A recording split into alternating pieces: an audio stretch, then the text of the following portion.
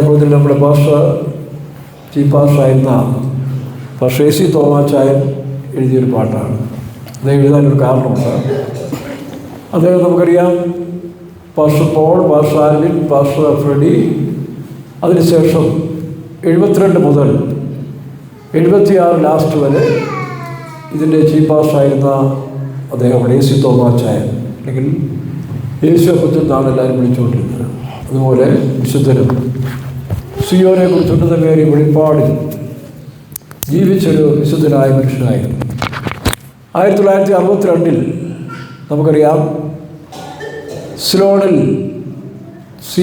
Pentecost mission എന്നറിയപ്പെടുന്ന നമ്മുടെ സഭയ്ക്ക് വലിയ പരിശോധന ഉണ്ടായ കാലഘട്ടമാണ്. എല്ലായ്പ്പോഴും സഭയ്ക്ക് പരിശോധന ഉണ്ടാകും. നമ്മൾ അപ്പോസ്തല പ്രവൃത്തി നോക്കുമ്പോൾ 8-ാം അധ്യായത്തിൽ യെരൂശലേമിലെ സഭയ്ക്ക് വലിയ പീഡനം ഉണ്ടായെന്നാണ്. ശൗല് എന്നൊരാൾ എഴുന്നേറ്റ് സഭയെ ഉപദ്രവിക്കാൻ തുടങ്ങി. എന്നാൽ പിന്നീട് സഭയ്ക്ക് ഉണർവാണ് ഉണ്ടായത്. ഉപദ്രവവും ഉണർവും, പെർസിക്യൂഷൻ ആൻഡ് റിവൈവൽ എന്ന് പറയുന്നത് സഭയുടെ 2 വശങ്ങളാണ്. ഉപദ്രവമുള്ള സ്ഥലത്താണ് ഉണർവുകൾ ഉണ്ടായിക്കൊണ്ടേയിരിക്കുന്നത്. അങ്ങനെ 62-ാം വർഷത്തിൽ ഈ സഭ വളരെ തളർത്ത് ലോകത്തിൻ്റെ പല രാജ്യങ്ങളിലും ഈ വേല അതിൻ്റെ നല്ല രീതിയിൽ പോയിക്കൊണ്ടിരിക്കുന്ന സമയത്തിൽ നമുക്കറിയാം, ഇസ്രായേൽ ജനങ്ങളെ ദൈവം ശത്രുക്കളുടെ കയ്യിൽ ഏൽപ്പിച്ചു കൊടുക്കുന്ന സമയമുണ്ട്. ആ കാലങ്ങളിൽ സിലോൺ പെന്തിക്കോസ്റ്റ് മിഷൻ CPM എന്ന് പറയുന്ന ഒരു വലിയ ബൂസ്റ്റ്, പ്രശംസ നമുക്കധികമായിട്ടുണ്ടായിരുന്നു. നമ്മളിൽ പരിജ്ഞാനമില്ലാത്ത വേലക്കാരും വിശ്വാസികളും ആ കാലങ്ങളിൽ ദൈവത്തെക്കാളും ദൈവത്തിൻ്റെ വചനത്തെക്കാളും വിശുദ്ധന്മാർക്ക് പ്രാധാന്യം കൊടുത്ത ഒരു ചിലർ ഇതിനകത്തുണ്ടായിരുന്നു. അതിൽ ചീഫ് പാസ്റ്ററായിരുന്നവരെ, പാസ്റ്റർ ആൽബിനെയൊക്കെ ഉയർത്തി പൊക്കി അങ്ങനെ മുൻപോട്ട് പോകുന്നൊരു കാലമായിരുന്നു. കർത്താവ് പറയുന്നു, എൻ്റെ മഹത്വം ഞാൻ മറ്റൊരുത്തിൽ വിട്ടുകൊടുക്കുകയില്ല. ഈ കാലങ്ങളിൽ താനും തൻ്റെ ജീവിതത്തിൽ നിഗളം പ്രവേശിച്ചു. നിഗളികളെ താഴ്ത്തുക ദൈവത്തിൻ്റെ നീതിയാണ്, ന്യായമാണ്. അങ്ങനെ പാസ്റ്റർ ആൽബിന് വലിയ പരിശോധനയുടെ മധ്യയിൽ താൻ താഴ്ത്തപ്പെടുന്നൊരു സമയത്തിലേക്ക് വരാനിടയായി. നിഗളം കൂടി. അപ്പോൾ തൻ്റെ അനുയായികൾ എന്ന് പറഞ്ഞാൽ ആത്മീയരല്ലാത്ത, എല്ലാ കാലത്തുണ്ടല്ലോ അനാത്മീയരായ സഭയിലുണ്ടല്ലോ. അപ്പോൾ അങ്ങനെയുള്ള മനുഷ്യർ ആ കാലങ്ങളിൽ സിലോണിലുണ്ടായിരുന്ന തമിഴ് ആളുകളെയും ചുരുക്കം മലയാളികളൊക്കെ ഉപദ്രവിക്കാൻ തുടങ്ങി. അവർ പിശാചിൻ്റെ ശക്തിയാൽ, പ്രേരണയാൽ ഇതിനെതിരായി പ്രവർത്തിക്കുന്നൊരു സമയമാണ്. Pastor Alvin, pastor A C. Thomas, pastor ഫ്രെഡിയൊക്കെ അവിടെ ഉണ്ടായിരുന്ന കാലത്തിൽ അനാത്മീയരും ഈ പറഞ്ഞ പോലെ ഗുണ്ടാശക്തികൾ നിറഞ്ഞതായ ചില മനുഷ്യർ പാസ്റ്റർ എ.സി. തോമാച്ചായനെയൊക്കെയും പാസ്റ്റർ ഫ്രെഡിയെയും കൊല്ലാൻ ഉള്ള പദ്ധതികൾ പോകാനുണ്ട്.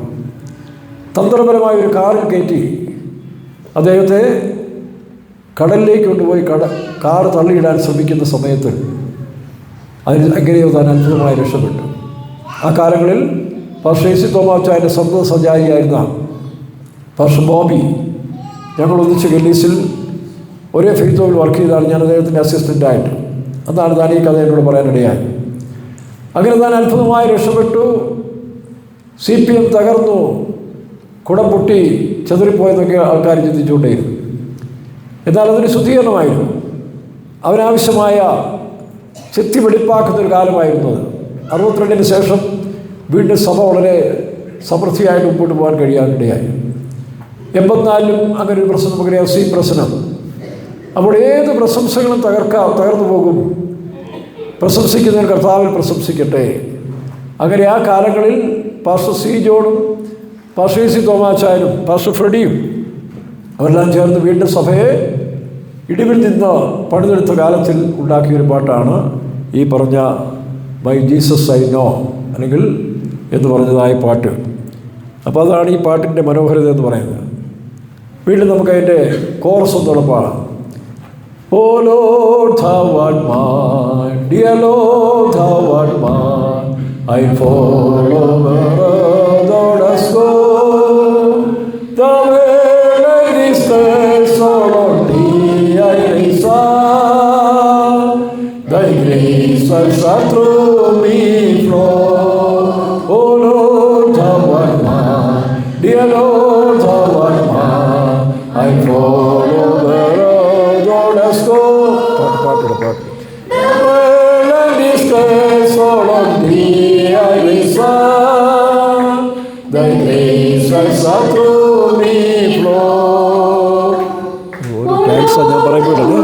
എക്സ്പ്രഷൻ കഴിയുമ്പോൾ I follow where thou dost go.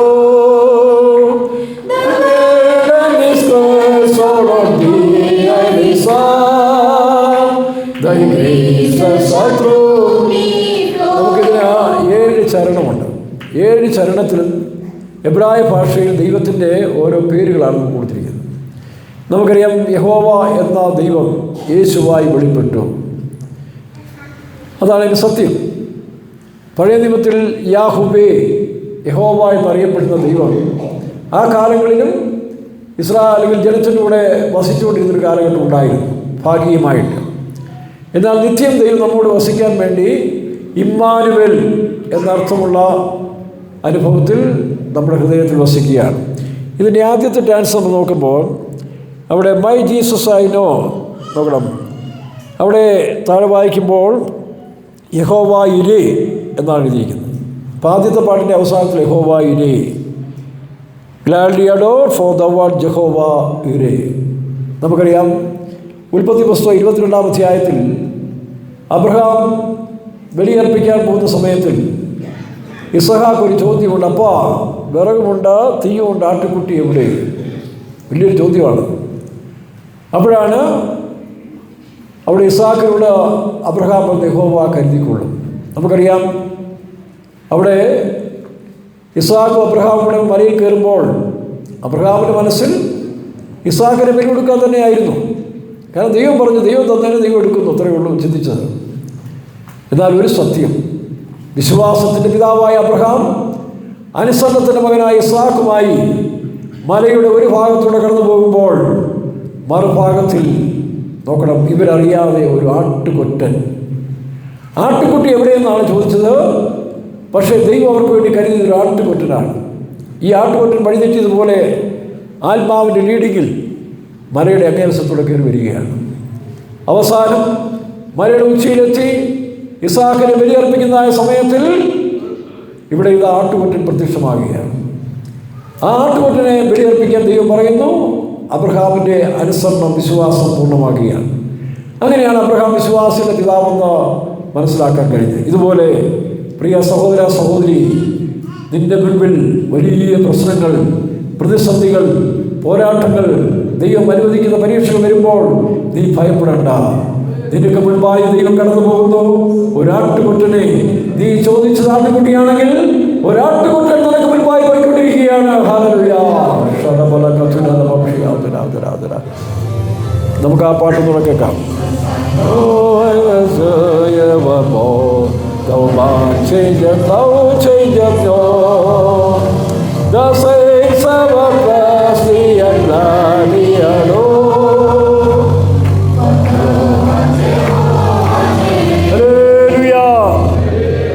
രണ്ടാമത് നമ്മൾ നോക്കുമ്പോൾ അവിടെ ജഹോവ റാഫ എന്നാണ് എഴുതിയിരിക്കുന്നത്. പുറപ്പാട് പുസ്തകം 15-ാം അധ്യായത്തിൻ്റെ 26-ാം വാക്യം ഇത് വായിച്ച് അവിടെ എഴുതിയിരിക്കുന്നു, ഞാൻ നിന്നെ സൗഖ്യമാക്കുന്ന യഹോവയാണ്.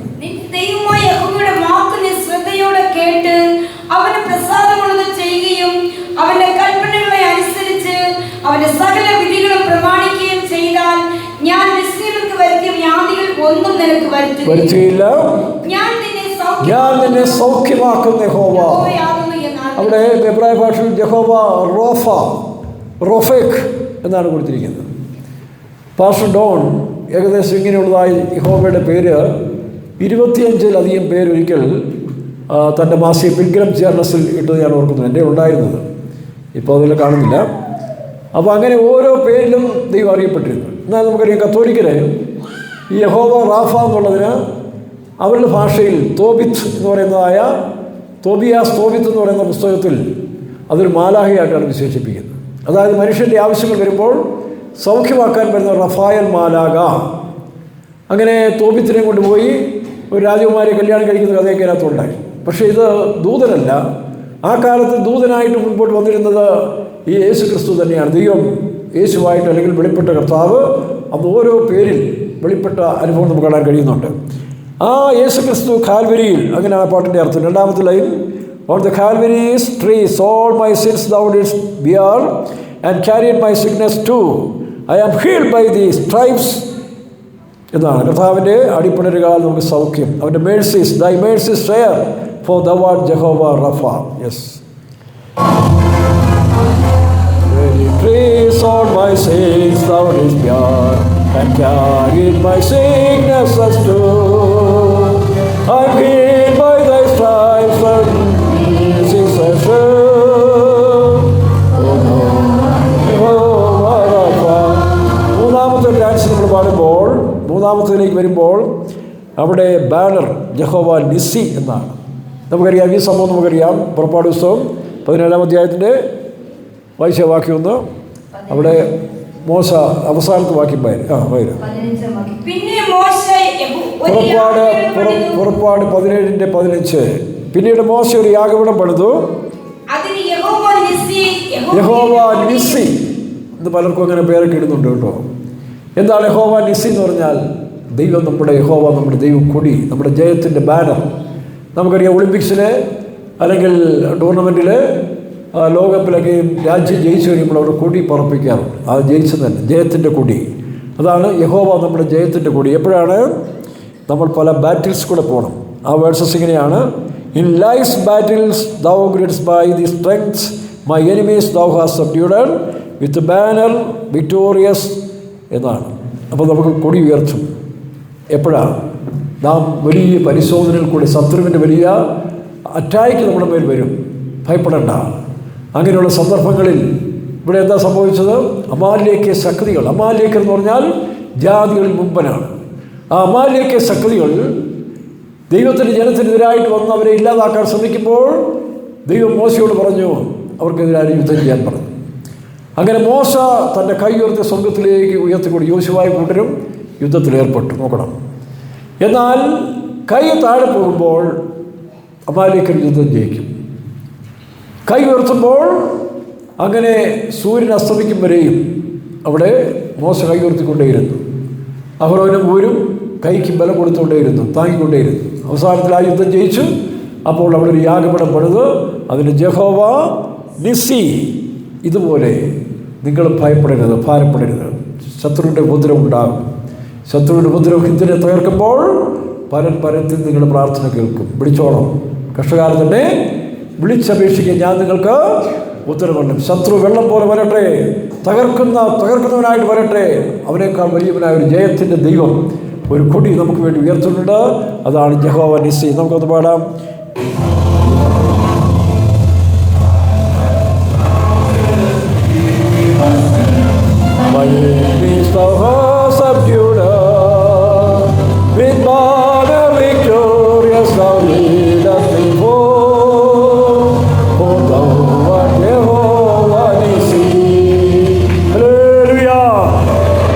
ശത്രുവിൻ്റെ മധ്യേ മേശ മാത്രമല്ല, കൊടി ഉയർത്തുന്നവനായ നമ്മളെ ജയത്തോടെ നടത്തുന്നതായ ദൈവത്തെ നമുക്ക് സ്തോത്രം ചെയ്യാം. സ്തോത്രം, സ്തോത്രം, സ്തോത്രം. നാലാമത്തതിൽ നമ്മൾ വായിക്കുമ്പോൾ അവിടെ ജഹോവ ഷാലോം, സമാധാനത്തിൻ്റെ ദൈവം. എപ്പോഴാണ് ആ സമാധാനത്തിൻ്റെ ദൈവമാക്കിയത്? നമുക്കറിയാം, ഗിദെയോൻ വായിച്ച 6-ാം അധ്യായം, ന്യായാധിപന്മാർ പുസ്തകം 6-ാം അധ്യായത്തിൽ ഗിദെയോന് നേരെ മീദ്യാന്യരുടെ ശക്തി വെളിപ്പെട്ട കാലത്തിൽ അവൻ ഒറ്റയ്ക്ക് നിന്നുകൊണ്ട് ദൈവത്തോട് ചേർന്ന് അതിനെ തോൽപ്പിക്കുന്ന സമയത്താണ് ഈ ഒരു യാഗപീഠം പണിത്. അതിന് ജഹോവ ഷാലോം വായിച്ചേ.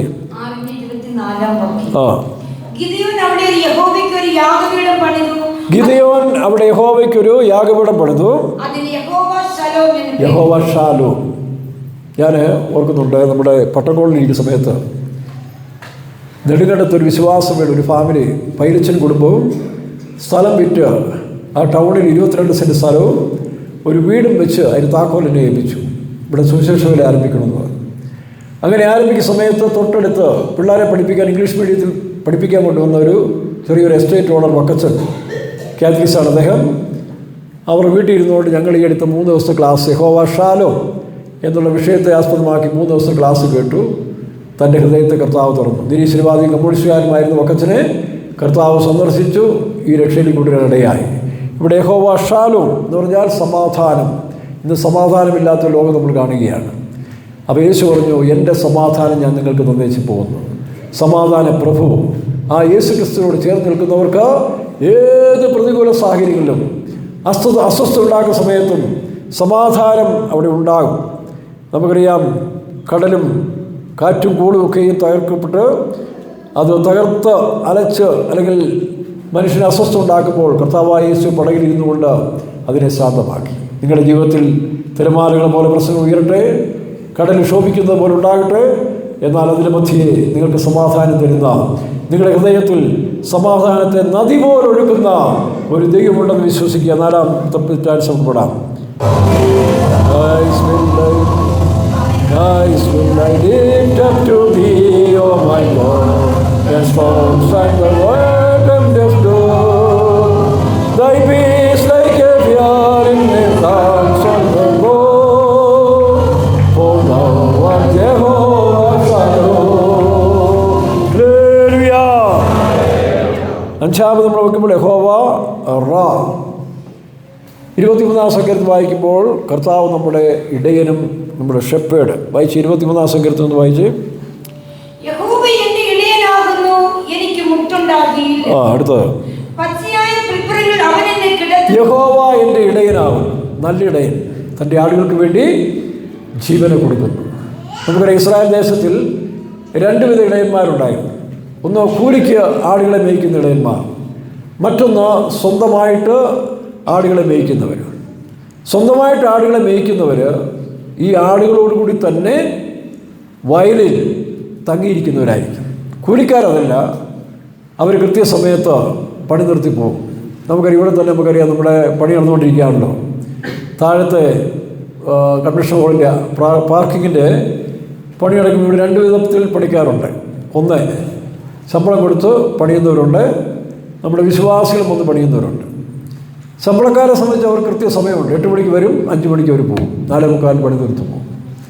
എന്നാൽ വിശ്വാസികളെ സംബന്ധിച്ചിടത്തോളം ആ പണി തീർത്ത് ചിലപ്പോൾ 8 മണിയാവും, 9 മണിയാകും. അവർ ശമ്പളമല്ല, അവരുടെ സ്വന്തം പണിയായതുകൊണ്ട്. അതോടൊപ്പം തന്നെ രാത്രി ചിലപ്പോൾ വൈകിയാലും അവർ തീർത്തിട്ടേ പോകത്തുള്ളൂ. സഹോദരന്മാർ പിന്നെയും വരും അവരെ സഹായിക്കാൻ. അത് സ്വന്തം, ഇതുപോലെ സ്വന്തം ഇടയന്മാർ. അതുകൊണ്ടാണ് യേശു ക്രിസ്തു ഞാൻ നല്ല ഇടയൻ ആളുകൾക്കായി ജീവനെ കൊടുക്കുന്നു. അതുകൊണ്ടാണ് യേശു ക്രിസ്തുവിൻ്റെ ജനന ദിവസത്തിൽ വയൽ പ്രദേശത്തിൽ ആടുകളോട് തങ്ങി ഇടയന്മാർക്കാണ് ഈ സന്ദേശം കിട്ടിയത്. ദൂതന്മാർ വന്ന് പറഞ്ഞു, ഇതാ ബെത്ലഹേമിൽ ഒരു രക്ഷകൻ ജനിച്ചിരിക്കുന്നു, സകല ഭൂമിയുടെയും രക്ഷകരമായ ദൈവകൃപ. അതാരോട് അറിയിച്ചേ? ആടുകളോടുകൂടി വയലിൽ തങ്ങി ഇടയന്മാർക്കാണ് കിട്ടിയത്, കൂലിക്കാർ കിട്ടിയില്ല. അപ്പോൾ ഏത് സുവിശേഷ പ്രവർത്തനങ്ങളായിരുന്നാലും ശരി, ഏത് കർത്താവിൻ്റെ വേല ചെയ്യുന്നവരാണെങ്കിലും ശരി, ഒരു കാര്യം കൂലിക്കാരായിട്ടല്ല. കൂലിക്കാരന് പ്രതിഫലം അല്ലെങ്കിൽ കൂലി കിട്ടും, പക്ഷേ പ്രതിഫലം കിട്ടുകയില്ല. സ്വന്തക്കാരെ പോലെ നാം ദൈവത്തിൻ്റെ വേലയിൽ ശുഷ്കാന്തിയോടെ പൂർണ്ണതയോടെ ചെയ്യുമ്പോൾ കർത്താവ് നമ്മളെ വിളിക്കും നല്ലവനും വിശ്വസ്തനുമായ. അവിടെയാണ് പത്രോസ് പറയുന്നത്, ആടുകളുടെ ഇടയന്മാർ എങ്ങനെ മേയ്ക്കണമെന്ന് പത്രോസിൻ്റെ ലേഖനത്തിൽ പറയുന്നുണ്ട്. ഇടയശ്രേഷ്ഠം വെളിപ്പെടുമ്പോൾ എന്താ പറയുന്നത്? ഇടയശ്രേഷ്ഠം വെളിപ്പെടുമ്പോൾ അവൻ നിങ്ങൾക്കായി പ്രതിഫലമായിട്ട് വരും. നമുക്ക് 5-ാമത്തെ ഒന്ന് ശ്രദ്ധിക്കാം.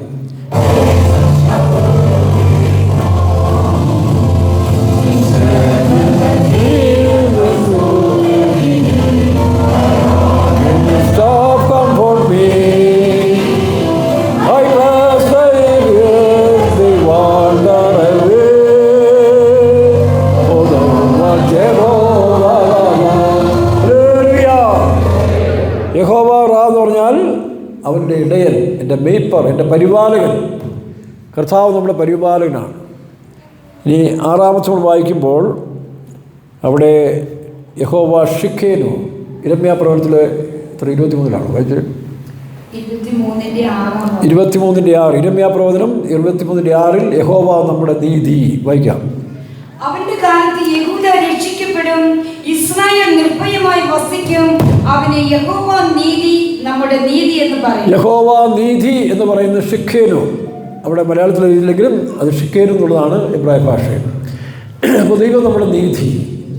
അവിടെ ഒരു മുള നമുക്കറിയാം. യെശയ്യാ പ്രവചനം 11-ാം അധ്യായത്തിൽ ആ യേശു ക്രിസ്തുവിൻ്റെ നീതിയെക്കുറിച്ച് നമുക്ക് പറയുന്നുണ്ട്. നീതി അവൻ്റെ അരക്കെട്ടും വിശ്വസ്തത അവൻ്റെ അരക്കച്ചയും. വായിച്ച് 11-ന്റെ 5-ാം വാക്യം നോക്കണം. ആ 11-ാം അധ്യായം യേശുക്രിസ്തുവിനെ കുറിച്ചാണ് പറയുന്നത്. ഒരു മുള പൊട്ടി പുറപ്പെടുന്നതാണ്. അപ്പോൾ മുളയായ ക്രിസ്തു നോക്കണം, 1000 വർഷം ഭരണം ഈ ഭൂമിയിൽ ഭരിക്കുന്ന സമയത്തും നീതിയോട് ന്യായത്തോടൊരു ഭരണം നമുക്ക് വരാൻ പോവുകയാണ്. അതുകൊണ്ടാണ് ഇപ്പോൾ സഭയിൽ നമ്മൾ നീതിയും ന്യായത്തോട് വേണം എല്ലാം ചെയ്യാൻ.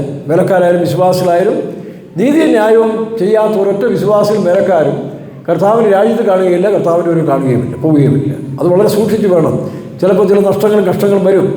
നാട്ടുകാർ ചിലപ്പോൾ നമുക്കെതിരായിട്ട് വരും. അവരോടെല്ലാം പ്രതികാരം ചെയ്യാനും വാക്കുവാദം ചെയ്യാനും ബഹളം ഉണ്ടാക്കാനും പോയാൽ രക്ഷ നഷ്ടപ്പെടും. രക്ഷ എന്ന് പറഞ്ഞാൽ ഈ വീണ്ടെടുപ്പ് പ്രത്യാശ നഷ്ടപ്പെടും. പിന്നെ കരഞ്ഞ് നിലവിളിച്ചാൽ ചിലപ്പോൾ ദൈവം തരും.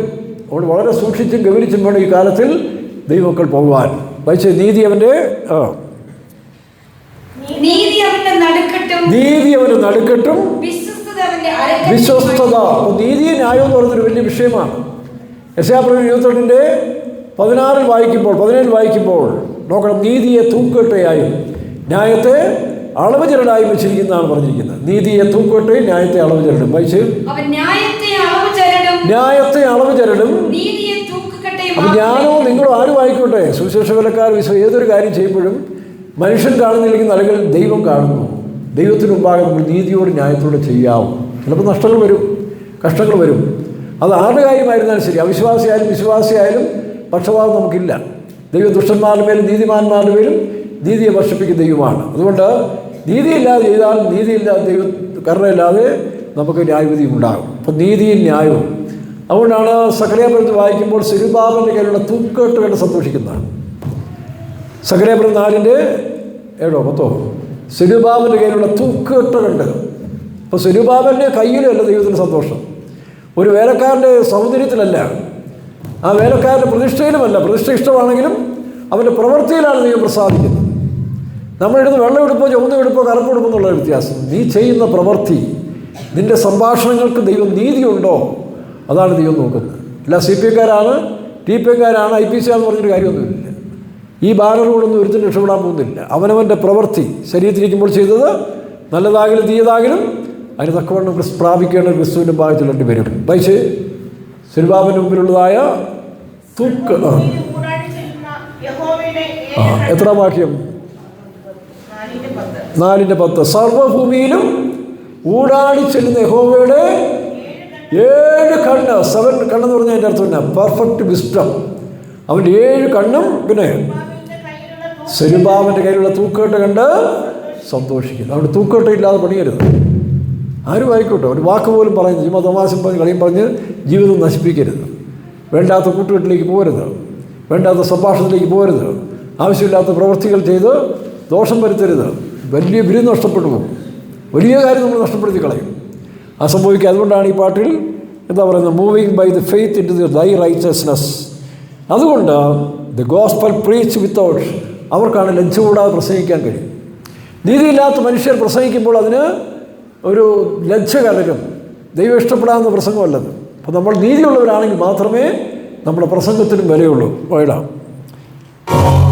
by faith into thy righteousness, thy gospel will read without shame, and worship the Lord in thy true holiness, the one Jehovah Shekelu. Hallelujah. ഏഴാമതായി അവസാനം നമ്മൾ നോക്കുമ്പോൾ യഹോവ ഷമ്മ. എസെക്കിയേൽ പ്രവചനം 48:35 വായിച്ച്. എസെക്കിയേൽ പ്രവചനം 48:35. അതിന്റെ ചുറ്റളവ് 18,000 മുഴം. അന്നു മുതൽ നഗരത്തിന് യഹോവ ഷമ്മ. ഇതേ നഗരം പുതിയ യെരൂശലേം എന്ന വിശുദ്ധ നഗരമല്ല. ഇതാണ് 1000 വർഷ ഭരണത്തിൽ ഇന്നത്തെ ഇസ്രായേലല്ല. ഇപ്പോൾ ഇസ്രായേൽ എന്താ ഇതിനെ വികസിപ്പിച്ചുകൊണ്ടിരിക്കുന്നത്. വിശാല കൊച്ചി വികസന കോർപ്പറേഷൻ എന്ന് പറഞ്ഞ പോലെ വിശാല ഇസ്രായേൽ അവർ വർദ്ധിപ്പിച്ചുകൊണ്ടിരിക്കുകയാണ്. കാരണം 3 മതങ്ങളുടെയും പ്രത്യാശയായ 3 മതങ്ങളും പ്രത്യാശിക്കുന്നുണ്ട്. ഈസാ നബി വരുമെന്ന്, അല്ലെങ്കിൽ അവർ മറ്റൊരു ഭാഷയിൽ പറഞ്ഞാൽ അവരെ രക്ഷിക്കാൻ വേണ്ടി വേറൊരാളും വരുന്നുണ്ട്. അപ്പോൾ അതിൽ ഈസാ നബിയുടെ പേര് പറയുന്നു, പിന്നെ വേറൊരാളുടെ പേര് ഇത് ഓർക്കപ്പെടുന്നു. അപ്പം രണ്ടാമത് യഹൂദന്മാർ വിശ്വസിക്കുന്നു മശിയ വരുമെന്ന്. ക്രിസ്ത്യാനികൾ വിശ്വസിക്കുന്ന യേശു ക്രിസ്തു വീണ്ടും ഭൂമിയിലേക്കും വരുമെന്ന് വിശ്വസിക്കുന്നുണ്ട്. അപ്പോൾ ഈ 3 ആളുകളും ഈ പറഞ്ഞ പോലെ യേശു ക്രിസ്തുവാണ്. ദജ്ജാൽ എന്ന് പറയുന്നതും പിന്നെ അവർ മറ്റൊരു രക്ഷകനെ കാത്തിരിക്കുന്നുണ്ട്, ഇമാം മഹ്ദി. അതന്നെ ആ ഇമാം മഹ്ദി എന്ന് പറയുന്ന വ്യാഖ്യാനം എന്ന് പറയുന്നത് അത് വെളിപ്പാട് ദിവസം 6-ാം അധ്യായത്തിൽ വെള്ളക്കുതിരപ്പുറത്ത് വരുന്ന ഒരാളാണെന്നും 19-ാം അധ്യായത്തിൽ വരുന്ന മറ്റൊരാളാണെന്നും തെറ്റായി വ്യാഖ്യാനിക്കുന്നതുകൊണ്ടാണ് അവർക്ക് പറ്റുന്നത്. അവിടെ വ്യാഖ്യാനങ്ങൾ ഒരുപാട് തെറ്റുപറ്റിയിട്ടുണ്ട്. പോട്ടെ, അപ്പോൾ അത് രണ്ടും രണ്ടാണ്. 6-ാം അധ്യായത്തിൽ പറയുന്നത് അത് എതിർ ക്രിസ്തുവിനെ കാണിക്കുന്നതാണ്. 19-ാം അധ്യായത്തിൽ പറയുന്നത് അത് യേശു ക്രിസ്തുവിനെ കാണിക്കുകയാണ്. ഇത് രണ്ടും രക്ഷകനായിട്ടാണ് അവർ വിശ്വസിക്കുന്നത്. ഒരു പക്ഷേ അങ്ങനെ ആയിരിക്കാം, നമുക്കങ്ങനല്ല.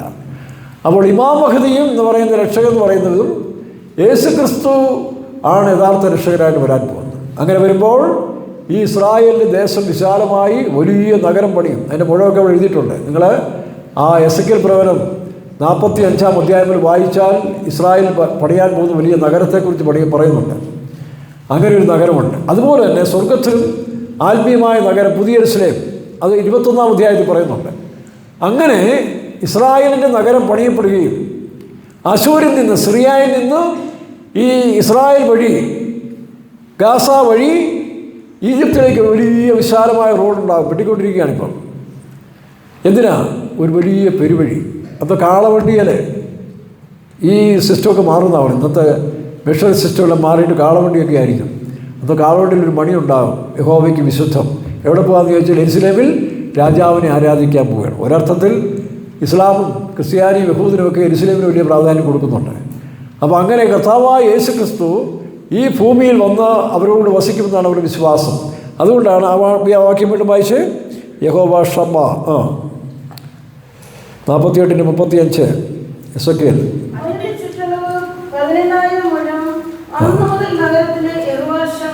അന്ന് മുതൽ നോക്കണം, 41,000 മുഴം ചുറ്റളവാണ്. അന്ന് മുതൽ യഹോവ ഷമ്മ എന്ന് പേരും.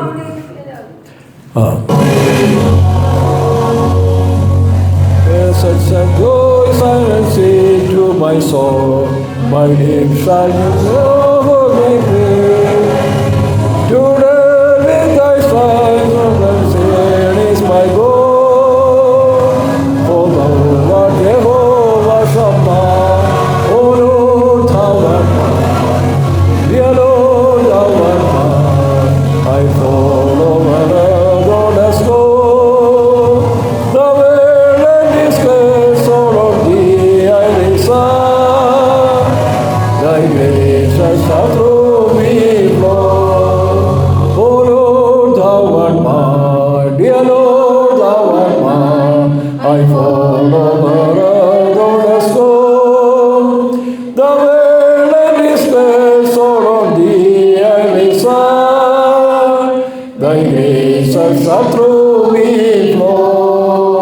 Oh Lord, thou art mine, dear Lord, thou art mine. I follow wherever thou dost go. The world and its cares all on thee I desire. Thy grace shall through me flow. Hallelujah. Hallelujah. നമുക്ക് വീണ്ടും സ്തോത്രം ചെയ്യാം. സ്തോത്രം, സ്തോത്രം, സ്തോത്രം, സ്തോത്രം, സ്തോത്രം.